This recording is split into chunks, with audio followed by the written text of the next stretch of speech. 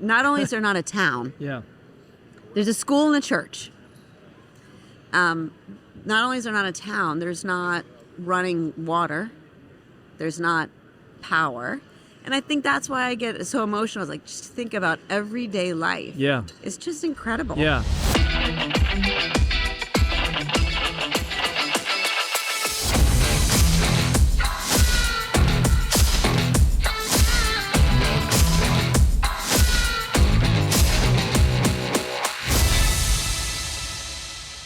There's a device that will shock you to wake you up. Yes. No, thank you.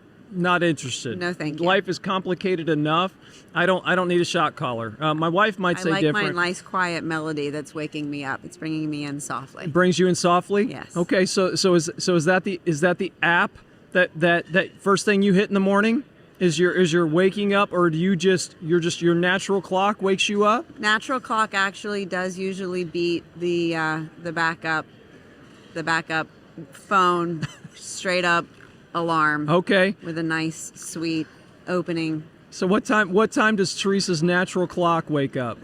So probably in the 5:45 range. Nothing crazy. You're not one of those insane 3:45, 4 o'clock in the morning people. No, I wouldn't mind. Honestly, I would like to start earlier, just because morning is definitely my natural time, and if I could, and I would like to get more done then. And I like the darkness for the quiet time if I get to capture it. Yeah. The quiet darkness, but the reality of life usually means that I'm going to bed later, and sleep is also very important. Like we're just balancing how much can we do, and so the quality time in the evening with the dinner and the family, and leave the kitchen clean and all that good stuff. All the things. Yes, exactly. All the things. Exactly. So I know your daughter graduated from UF this spring. Oh my, yes. Yes. Okay. So I know about that one. Yes. 2 kids? 3 kids. 3 kids. Yes. Okay. Where are the other ones at? Are you an empty nest is really the question I'm getting to. Nope, not an empty nest. So the two daughters, UF, 2 UF grads under the belt, which is awesome. Oldest one has an amazing job with Johnson & Johnson. Wow. Move to Cincinnati? No. Okay. Nope. She gets to live in West Palm. Okay. She's part of the teams of J&J. There's some clinical, technical people who are working in the hospitals. So she's part of that when you're getting down to the final product and implementing the product in the OR. And so she works on cardiac ablation surgeries. And I don't know what that means, but it sounds really important. People who've got an irregular heartbeat are happy for this technology. Okay. Which is amazing. And you and I just got to breeze by each other. Yes. Well, I loved that. That was a pretty cool moment. I'm not going to lie. That was a pretty coall moment, randomly walking down the street on graduation day, and there's Teresa and her daughter, and you're walking the other way, and I'm going, I think you're going to be late. But that's just my ADD. But walking with my daughter to go to her graduation party, we see you. We don't say a word to each other. We just embrace. I say congratulations. You say thank you. The whole thing was like 3 seconds. Then we both start going our opposite directions again. And my daughter was like, who was that? There was some random guy hugging my mom on the street. That was my good friend who just finished his master's degree. Yeah, random guy on the street of Gainesville just hugged my mom, and I don't know if I'm supposed to tell Dad. That was awesome. No, it was really, really cool. But I think that's kind of how our industry interacts. Like, there was an individual I met 2 days ago, and since that time we've bumped into each other 7 times, and we counted. Like, she counted, it was a big deal, and she's like, "This is after 7 times we should be best friends," and I think we are. But I think you have these random connections with people, and I think every time you have them, they get deeper and deeper connections and ties. And I think that's one of the huge benefits that we have for the show. So when you're mentoring some younger staff at Ferber, how do you guys leverage this show to introduce them to the industry? Oh, Good grief, 100%, right? The attendance here, the depth of relationships, which is what this is all about. The number of years that we've had these relationships, and then everybody doing the same thing, just continues generationally as you go down the line. So we're all coming together to, all do our work together to figure out how we get that win-win of design and development, and then opening that next bank, coffee shop, burrito store, community amenity. Yes, exactly. Yes. So we have them sit. It's that process of developing relationship. Come and sit in the meeting. You get to meet them. You're gonna hear the words that we all need to have in order to be able to get these actions done. But of course, the meet them eye to eye. Talk about.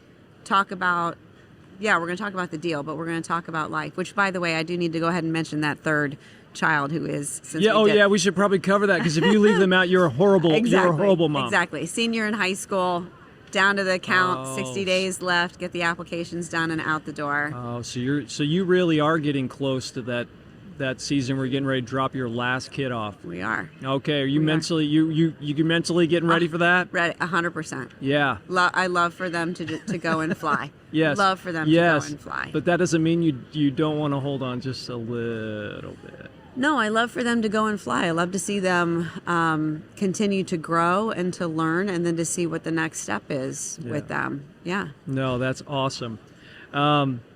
So anyway, back to the mentoring and bringing, we're doing the same thing with our kids. It's like the natural thing. So that young person is in our life, and teaching them the ropes and teaching them the relationships. And yes, depth matters, and learning who these people are is important to me anyway. Yeah. No, that's awesome.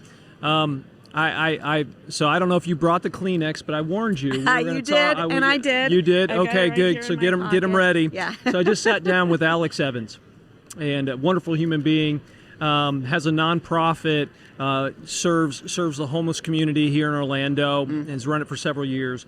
And I think this is just another. You're about to give I'm going to give you this platform because I know that you are super passionate for the people of Haiti. And you've had some opportunities. Well, I say opportunities. I think things you get put places. Right. And it's like, what am I going to do with this place that I've been put? Right. So tell the audience here, I've been put here, and why you think you're there, and how they can help you be there better. Oh, thank you. Okay. Yes. And why this always touches me, I was like, what? Just a quick little, there we go.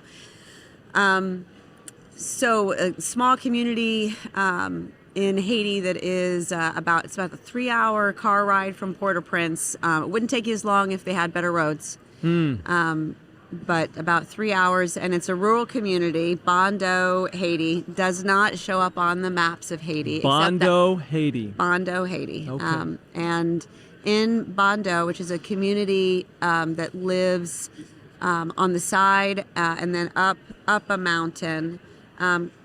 Geographically, I don't know how many miles they cover, but when they come together in community, there's about 4,000. And we have a school, and the school does show up on the map. If you Googled Bon Samaritan School, it will come up. And there's a little more than 400 kids who attend that school. 2 years ago, we had more like 350. And we've now gone over approaching 400 because we've got kids who have been displaced from Port-au-Prince because of all the gang activity in Port-au-Prince. And they can't just grab an airplane flight and, come over here. So their families relocated them. Often, maybe they have their mom. They probably don't have their dad because their dad is still trying to figure out a way to make a living. So there's a community who is based in Bondo, and the challenge of life. We naturally, speaking of me, when I started going to board meetings, naturally am envisioning a place, a town. Because of where we grew up and what Yeah. we're used to, and that's not the case. They're not only is there not a town, Yeah. there's a school and a church. Not only is there not a town, there's not running water, there's not power, and I think that's why I get so emotional. It's like, just think about everyday life. Yeah. It's just incredible. Yeah. Sorry. No. So we're talking about the difference between first world and third world Yeah. problems. Right. We have a first world lens, and we think that we see the world. We anticipate seeing the world through that lens, and it's not until that lens is removed, and you're like, this is third world. Their problems are vast. These are survival conversations, Yes. not. Yeah. These are we're not at wants. We're at needs.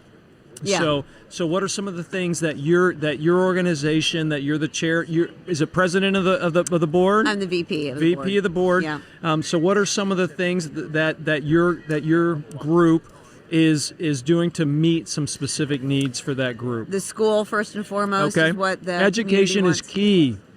I spent some time in Guatemala, and everyone that I talk to is their goal is to educate. Educate. That is the only way out of impoverished Yes. situations. Yes, Yes. you can meet a need short term with food, and that's not Right. irrelevant. Like Right. that's obviously a big deal, but the only way that you break generational curses of poverty is if you educate through it. And the community knows that. And Yeah. first and foremost, this is a community that we've been working with. I've been involved with them since 2017, but the South Florida Haiti Project, which is the organization that I'm the vice president of the board of, has been the core of it, which wasn't called that in the very beginning. But this is a over 20-year relationship with the community.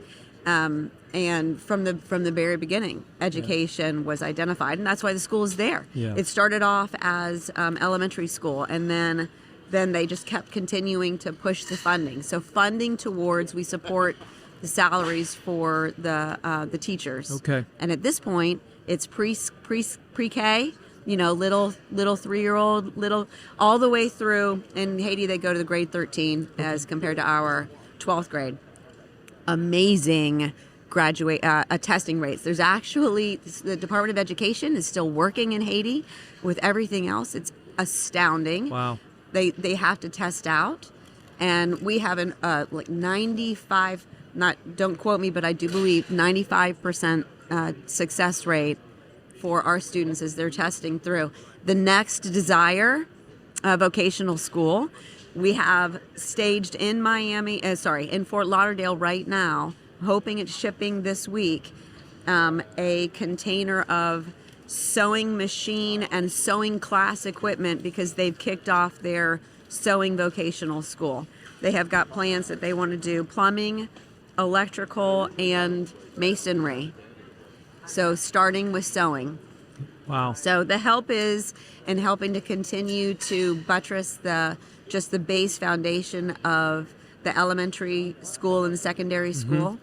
The dream is to get to being able to provide some financial support for the vocational school. We do provide school lunch to 5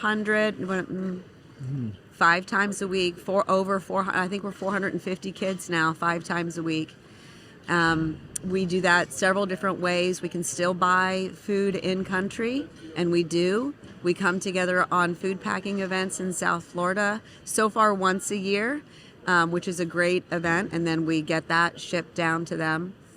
We've got healthcare that we provide, infrastructure that needs to be taken care of, and then the big hope of sustainability. They have Yeah. a great desire for taking care of themselves. Yes.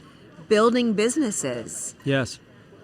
And part of the way that they see that is actually their specialty in education and being able to provide the vocational school where they do charge some tuition, but they also see themselves as a healthcare location and to be able to provide the service, but also that's also a business. Yeah. No, I think that's great. You're building a path through education, then being able to provide for themselves.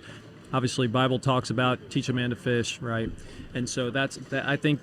My recommendation: talk to Teresa. there's a wonderful need there. She's got all the connections. You don't have to do all the work that she's done. She'll be humble, and she won't tell you all of the work behind the scenes and all of those things. But it's a great organization to support. So, Teresa, I appreciate your heart in that, and I appreciate the fact that yes, we're in this cool industry, and it's been a great way of life for us. But it enables us to do things like that in our spare time. Yeah. And so I appreciate that very much, and being able to share that. I appreciate you letting me do that. Yes. Thank you so much. But thank you for sitting down, and well, thank you for being my friend. I don't have a lot of them. Thank you for being my friend, but also thank you for representing the industry well, in how not only the day-to-day stuff of Ferber and the development and all those things, but being a good human being. That's what I've really appreciated about all these conversations is wonderful human beings in our industry. We have great humanity, so thank you. I'm grateful to you.